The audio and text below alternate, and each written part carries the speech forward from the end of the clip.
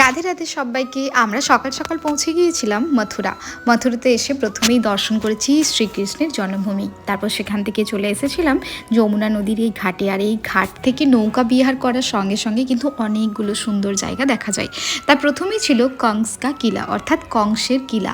সেই কংসের কিলার ধ্বংসাবশেষ তোমাদেরকে দেখিয়ে আমরা আসলাম ভগবান কৃষ্ণের কর্মভূমি এবং ওনার বিবাহস্থল দর্শন করতে। এইখানেই ভগবান কৃষ্ণের সঙ্গে যমুনাজির বিবাহ সম্পন্ন হয়েছিল। আমরা সব মন্দিরেই রাধা কৃষ্ণকে একসঙ্গে দেখে থাকি, কিন্তু এই মন্দিরে ভগবান কৃষ্ণের সঙ্গে পত্নী হিসাবে রয়েছেন যমুনাজি। যেহেতু বললাম এটা বিবাহ মণ্ডপ ছিল ভগবান কৃষ্ণ এবং যমুনাজির, তাই জন্য শনি মহারাজ এবং যমরাজ দুজনেই এই বিবাহ মণ্ডপে উপস্থিত হয়েছিলেন তার একমাত্র বোনকে আশীর্বাদ করার জন্য। তাই বলা হয় এই শনি মন্দির দর্শন করলে শনির যে দশা চলে সেখান থেকে মুক্তি লাভ করা যায়। এছাড়াও এখানে রয়েছে ঋষি দুর্বাসাজির মন্দির।